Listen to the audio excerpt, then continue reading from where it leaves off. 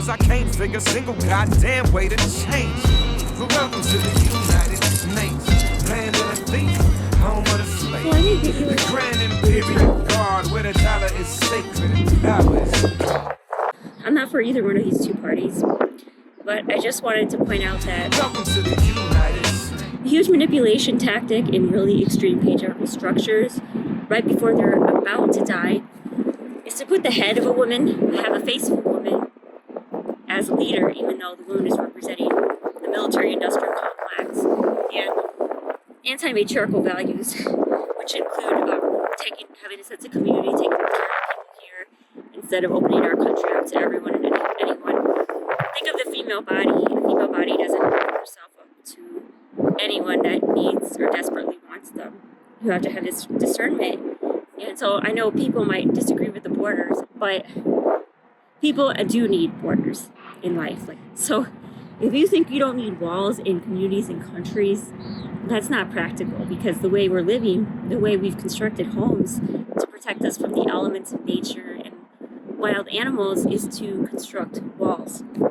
And so how or where these walls are is the question. It's not whether or not people should have borders. If we didn't need borders, you might as well just be back in your spirit form. Then you're not going to be in a body because your skin isn't a border.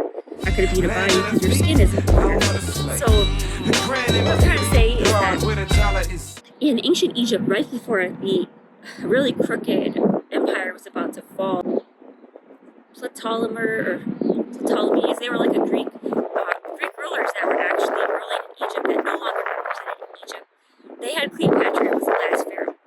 And everyone's like, oh, well, matriarchy sucks. Matriarchy doesn't work. That's why all the women in our stories are that are the last pharaohs or the last leaders of a nation right before it falls. A lot of them are women. But in reality, what's going on is really crooked patriarchal structures right before they're about to die, when they can't get away with their corruption anymore. They put the face of a woman and act like this woman is representing something different, something new. This tactic of extreme patriarchy is nothing new and has been going on for at least 4,000 years. This tactic plays on the subliminally programmed concept of women representing the lunar energy of the moon as a corrupted reflection of a patriarchy, rather than women embodying the sun and shining the feminine light on problems and issues in the world. Check out my video on why women are not the moon or yin for more information. Assigning women to the moon has been one of the biggest manipulations in the world on redirecting the feminine energy to support a corrupted reflection of patriarchy, rather than embodying a powerful light of their own. A lot of people are seeing beyond the veil and seeing reality for what it is more than ever, I think, and not really buying into all this manipulation. And I'm not putting either of these candidates down. I don't like the two-party system. What's going on is the solar feminine is trying to come through, but it can't come through in a binary two-party system. Kamala Harris, she's not a solar feminine. She's a lunar feminine. She's a reflection of these old patriarchal structures. When you have the face of a woman that's representing structures that don't represent the people here.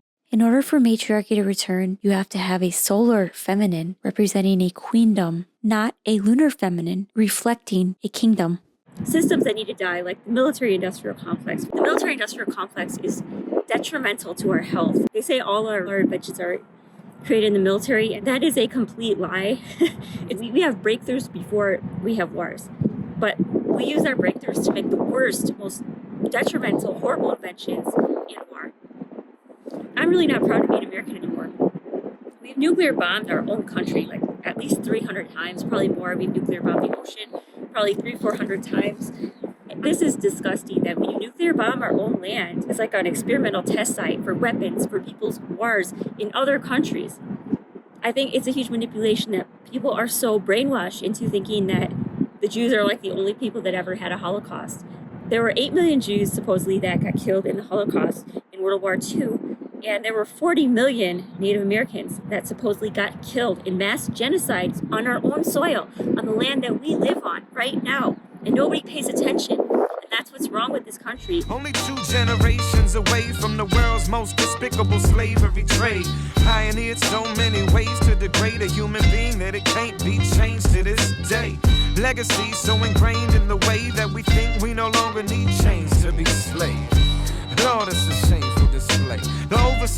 even got raped along the way.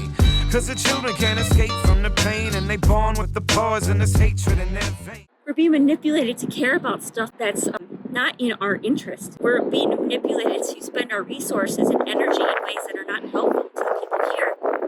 And so, for example, Agent Orange turned into Roundup Ready, which was used to spray on all our crops from the 1970s through like 2010, 2012. It was so detrimental to people's health. But this was supposedly the greatest inventions being invented based on wars, basically turned out to be the worst inventions, the worst ideas, GMO foods. Yeah, Roundup Ready was originally Agent Orange, and as we all know, GMO foods have, over the past 30, 40 years, they've been completely detrimental to people's health. My neighbor from Greece could eat all the bread she wanted, and when she came here, she suddenly had all these crazy gluten intolerance and all these allergies. And she was used to eating these foods in Greece because in Greece they weren't modified. They were natural foods that were grown with respect to the plant, respect for the land. 30% of Americans now have non-alcoholic fatty liver, not from drinking alcohol, from eating processed foods that are modified that their body can't handle. By the way, Colorado is a very high crime-ridden state. It's worse than Chicago, worse than Baltimore, Maryland. I've traveled all over the country. I had my wallet stolen twice this year, in 1 year, in the Denver suburbs. And I talked to a man from Baltimore, Maryland that said he had his card stolen at the Colorado airport that's supposed to be protected by the military. so I mean, like, you have organized crime here, because I don't think the government represents the people who live here. I think it's representing some external force. I don't know what it is. It's definitely a manipulation. I'm getting way off topic. I'm going to get back into the Hispanic issue. Okay, so Kamala Harris is a lunar feminine that is taking on a solar role. So the solar feminine is trying to come through Kamala Harris, but she's not representing solar matriarchal values. And then you have Donald Trump, who's being backed up by a bunch of fanatical Christians who want to shove the Christian dick in everyone's face and read the Bible, the word of the testicles, and say only men's words are holy. They're like these fanatical Christians. Stop shoving the spiritual Christian dick in everyone's face. Donald Trump is actually a better representation of matriarchy than Kamala Harris, but the problem is he's being backed by these really horrible structural systems of like corrupted religions, mega churches, extreme Christians that think that the religion's all about only worshiping a man. They don't have matriarchy in this religion.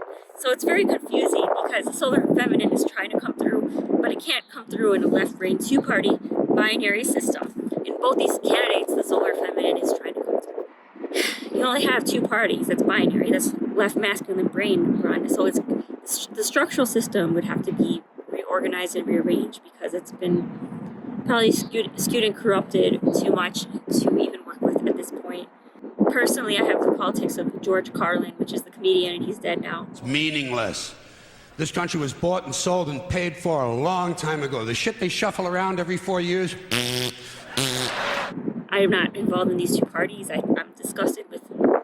I don't even feel like good about being American. I would like to leave the country, honestly, but I don't know where I would go. Anyways, back into the Hispanics. Okay, I made videos like 5 years ago when I was traveling all over the country. I road trip 40 states and I worked in 30 states. And I noticed, and I lived in Arizona for a while. I lived in Chicago, Minneapolis, North, South Dakota. I lived in a lot of different areas. I noticed something very sad was that a lot of Hispanics are actually Native Americans. Because once I got involved in like some Native American cultures and the tribes, the different tribes throughout the country, once I became more aware and I made acquaintances with some people that were from different tribes, I realized that the United States government chased out most of the native tribes that wouldn't comply to the governmental standards. Before, a lot of the tribes were matriarchal structured, but they had to pretend like they were patriarchal just to be recognized. So a lot of Hispanics are coming back up to this area of the United States because their ancestors were historically from these areas. So they're drawn to these lands. But the problem is that they've been brainwashed. They've been forced to be Catholic. They have basically the values of militant Roman empirical Catholicism. They have lost their connection to the earth and the land. And it's very sad because maybe their ancestors might have been from here. But the values that a lot of the Hispanic population is representing, because they're so heavily indoctrinated into these patriarchal religions, is very disrespectful to the land. To me, it doesn't matter what percentage Native American you are. Like if you're 75% Native American and 100% Catholic, you don't represent values that have respect for the land and the earth.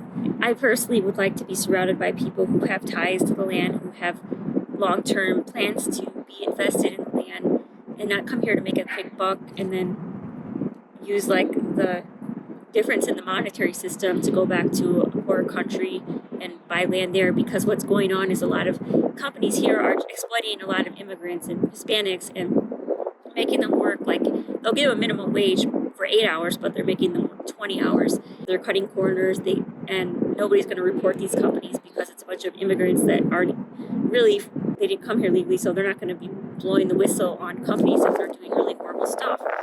They're less invested in the land and the community, and really they're standing for everything that their ancestors hated, even if they are genetically, a lot of them are Native American.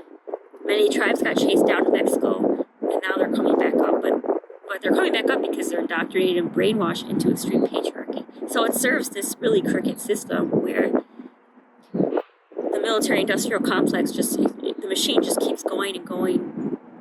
Many inventions made for the military don't actually help anybody. They actually hurt people in the long run. They might say these are great inventions. I think the internet was actually formed by students who were studying at universities that were in a state of peace, not in a state of fear, war, stress, destruction. The military might have put a lot of funding into it because they saw how valuable the internet was, but I don't think the actual breakthroughs came from, actually I know they didn't come from the military or the military-industrial complex. It's just whenever there's a breakthrough that the military sees as valuable, they will develop it into weapons, basically. And obviously these weapons are created for the purpose of destruction. A lot of the technology that could be used for really a lot of good turns into technology used for evil because the energy gets warped and corrupted. Plastic surgery was another invention from the military. It was developed in World Wars I and II. In World War I, 1914 to 1918, the demand for plastic surgery increased dramatically. On the front lines, treating facial injuries was challenging. There were instances, for example, when surgeons repaired a laceration without accounting for the amount of overall tissue loss. As the scars healed, natural form and function were negatively impacted. In 1915, surgeon Harold Gillies saw a spike in the number of horrifying facial injuries. By 1916, Gillies had persuaded his medical administrators that a hospital specifically for facial injuries was urgently needed. He founded the Queen's Hospital in 1917. The facility was the first of its kind to treat facial injuries. The Queen's Hospital's mission was to restore the faces of injured men as completely as possible so that they could return to their regular lives. In World War II, 1939 to 1945, there were 4 renowned plastic surgeons who established plastic surgery as a field of study. And it was meant to put soldiers' faces back together that were blown up in war so they could return to having semi-normal lives. It wasn't meant for somebody to open up a magazine and think they don't look good, and they have to change the way they look and pay $30,000 or $100,000, or people who are teenagers who are confused about their gender to pay like $100,000 to appear like they're the other gender. Country statistics. Once again, the USA performed the most procedures worldwide, 24.1% of the total. The military-industrial complex is the reason why the United States leads in putting Humpty Dumpty back together again, but can't fix basic health problems and is falling behind when it comes to treating things like obesity, diabetes, gut problems, digestion problems, cancer, and pretty much most of the diseases that affect people. These artificial ways that are not respectful to the earth or the land. The native people had transgender people, and it was very common, and they were actually more valued, like because they could do the work of both man and women because they identified as both. They were called two-spirit, but you could argue that you didn't have this technology, but this technology wasn't developed in the world wars. It wasn't developed in war. It's a destructive technology. They might have had two-spirited people, but they didn't mutilate their bodies or do anything to be like that. They were just who they were. So if they naturally embodied both masculine and feminine energies, they would take the work, they would take the traits, but they wouldn't do things that were harmful to their bodies or long-term health. And in the long run, it's not good for people's health. I know a lot of women who had breast implants that it's related to lymphoma, and they're trying to cover this up. They had to get them taken out because the implants were making them very sick. Once they got them taken out, they started to feel better. Plastic surgery is overall to become very, very destructive.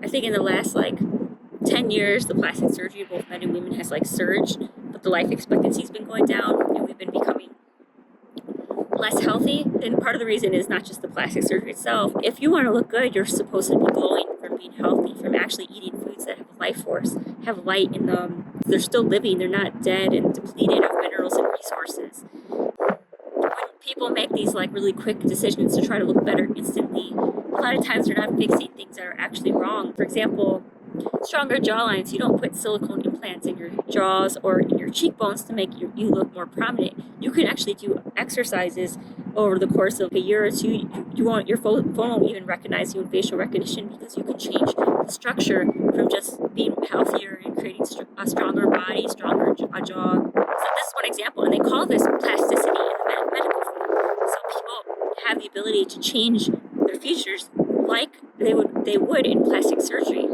Only they're not getting plastic surgery. They're doing it naturally in a way that's more aligned with earth medicine. So I don't want to keep this too long. I got to get back down to the hike before it gets completely dark. So I know that a little later on this year, you're going to have another one of those really swell presidential elections that you like so much. You'll enjoy yourselves. It'll be a lot of fun. I'm sure as soon as the election is over, your country will improve immediately. Land of the thief, home of the slave. The grand imperial guard, where the dollar is sacred and power is God. All must bow to the fat and lazy. The fuck you obey me, and why do they hate me? Liposuction was the most common cosmetic surgical procedure in 2021, with more than 1.9 million procedures and a 24.8% increase, overtaking breast augmentation. Damn way to change. But welcome to the United States, land of the thief, home of the slave.